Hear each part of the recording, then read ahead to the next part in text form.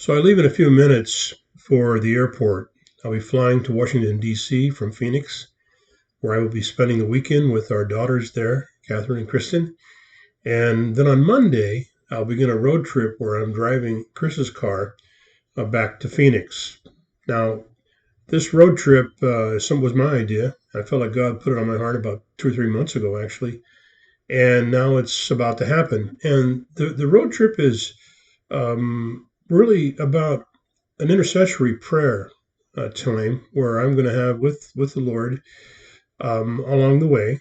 And as I put the trip together, started doing the itinerary, I noticed that I was going to be either in or near, driving through or near several state capitals.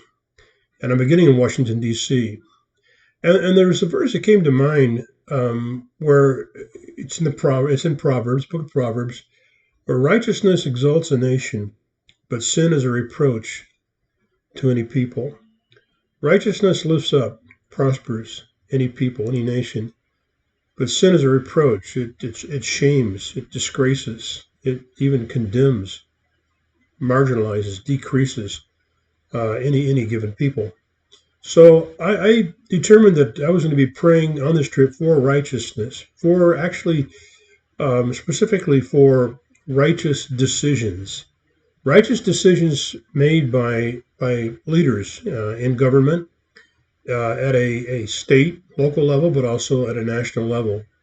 So here I am. It is June 24th, Friday, and there was a decision announced today that I would regard as a righteous decision. And I think it's interesting that on the first day of my paths of righteousness journey, that this righteous decision was made. And of course, there's more that need to be made by government in the U.S.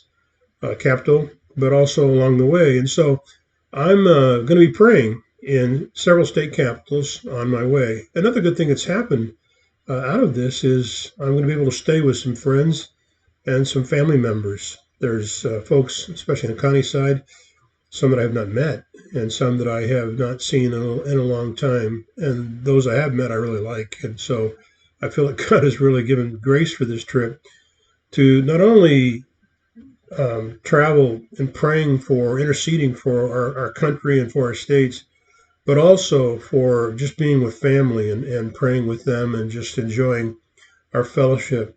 So this time is about communication. It's about relationships, communicating to the Lord, and hopefully He'll speak to me and help me to intercede more thoughtfully, sensitively, intelligently, and then also to enjoy this time and hopefully be an encouragement and to be a mutual encouragement and benefit that happens when I'm with family and friends. So there you go. Got the first 2 nights with friends, the next 3 nights with family, and after that it's up in Oklahoma City and Albuquerque, also state capitals. Not sure how it's going to work out, being a Motel 6 or something, I guess. But anyway, I'm looking forward to this. And so I've broken this journey up instead of just looking at it as across America. It is, but I've broken it up into segments, into little waypoints along the way.